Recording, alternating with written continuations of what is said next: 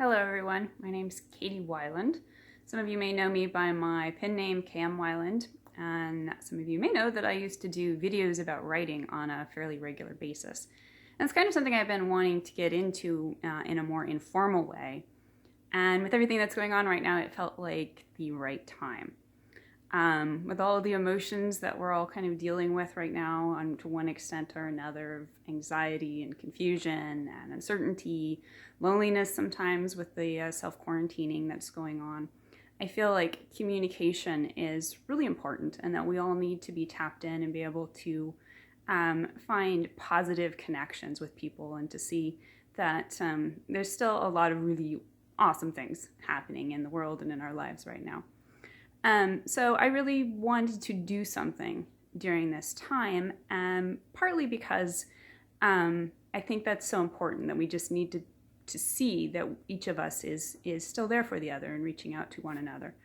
But also because I really feel for everyone and what's going on as far as the emotional heaviness of not just the uncertainty of what's going on with the virus, but the difficulties that can come with having to figure out how to work from home and live in a more socially isolated way. And this is something that's really been on my heart because about a year ago I moved to a new place where I didn't know anybody except my sister and her husband and their kids. And it surprised me, but it was a really, really difficult transition. It was the hardest year of my life. Ended up really pushing me into some dark places. But they ended up being places of growth, and at this point I'm just so grateful for them and the lessons that I've learned. And it's something that I feel like I'd like to be able to share some of the things that have helped me along the way in the last year and put me in a place where I feel so much more prepared for what has to happen now than I would have been if I'd been confronted with it about a year ago. And also I work from home. I'm an author, so this is like really business as usual for me in many ways. And so if I am able to offer any tips or advice or just encouragement during this time for people who may not be used to this and may be struggling with it, I think it's the opportunity for all of us to really reach for and work on living healthier and more centered lives. So I think that there's a lot of positivity that we can hold on to during the darkness and the uncertainty that many of us are dealing with right now. But one of the first things I wanted to talk about, and what I'm thinking will be kind of a series of videos, but as a storyteller myself, for me, what seems to be one of the most important things that we're dealing with right now is the fact that we're bored, we are hurting, we're looking for a distraction. It's become almost a joke, we're going to stay home and watch Netflix and Disney Plus. And I think, that's great. Stories are such a powerful and wonderful place for us to turn to for solace and encouragement and direction when we're in difficult times in our lives. But I just want to put out a word of encouragement that we really, really need to be making conscious choices in so many areas of our life right now, but absolutely when it comes to our entertainment. We want to be bringing into our lives things that are life-affirming, because there's enough darkness out there right now. We don't need things that are going to bring darkness or destruction or depression into our lives. So I would just encourage you with all my heart, as you're taking this opportunity to catch up on movies and TV shows and you're reading, really try to make conscious choices about things that will bring beauty and hope and wholesomeness and encouragement into your life at this time. So with that in mind, I'm going to recommend about my top 5 recommendations for if you're looking for some to rewatch some old goodies or to experiencing them for the first time. These are my top 5 recommendations. So I'm going to start with Fellowship of the Ring, Lord of the Rings. I was able to rewatch this last summer when I was at a serious low point in my life, and it was transformative. I highly recommend going back to this and just experiencing the psychological healing that is found in this deeply symbolic story, and how life-affirming it is, how wholesome it is, and how it just encourages, I think, the best in all of us.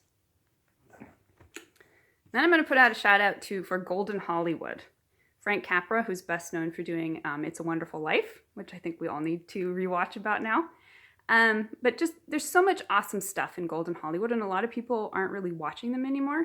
Perfect time to catch up on classics like It's a Wonderful Life and Capra's other movies like It Happened One Night, Mr. Deeds Goes to Town, You Can't Take It With You, Mr. Smith Goes to Washington. All good stuff. So that I'm sneaking a bunch into my second recommendation. Third is my all-time happy movie, Secondhand Lions, with Michael Caine and Robert Duvall and Haley Joel Osment. I think this is it's just a fun movie, great for the whole family, but it's also just a wonderfully affirming movie about the importance of finding things that are worth believing in them and then believing in them in the face of all the odds, and how powerful that can be in our lives, especially right now. Peter Pan. I love this adaptation with Jason Isaacs. I think I saw it like 6 times when it came out in the theater. But it's such a beautiful... All right, take 2. I did say they were going to be informal. So yeah, you might have noticed that it was like the camera was totally shaking. Because I realized like holding the phone up for 6 minutes, that's actually probably not the best idea. Anyway, we'll work on that in future videos. But to finish my list out, I want to put out a shout for a TV show that probably not many people have heard of. It's F Troop from the 1960s. Totally silly, crazy comedy, but it's actually very clever in kind of a subversive way, while at the same time being it's a nice comedy. It's just full of wholesomeness and charmingness and people who ultimately, despite whatever their problems are ultimately really care about each other. So this, if you just want something totally fluffy and fun and short, and you can find this, totally recommend it. I just laugh my head off every time I watch it, which probably says something really interesting about me. And then, this is what I'm going to do, I've decided during the quarantine, is I'm going to do Marvel Marathon. You knew that was coming, right? So starting probably next week, after I finish my Hulu subscription, I'm going to get Disney Plus. And I'm going to spend the next couple weeks with some Marvel happening for me every night. And then another marathon that I've been thinking about doing is Studio Ghibli. These movies, I think, are just so powerfully pertinent right now. They're full of innocence and beauty, but it's innocence that is not naive in any way. It's a wise innocence. So they're a little harder to find because they're not on any streaming services. I'm not even sure if you can rent them. But if you can find them, I absolutely recommend anything by Studio Ghibli. Howl's Moving Castle is my favorite, so you can start there. But they're all absolutely worth watching. So that is my recommendations if you're looking for some positive, happy, powerful, life-affirming movies for you or your family this week and in the coming days. So I'm hoping that I'll be able to recommend some books, nonfiction and fiction in future videos. And in the meantime, I hope you all stay safe and healthy. And I would suggest to you that you do 2 things today. 1, try to bring something really beautiful into your life today. And 2, try to bring something beautiful into someone else's life. I'll talk to you later.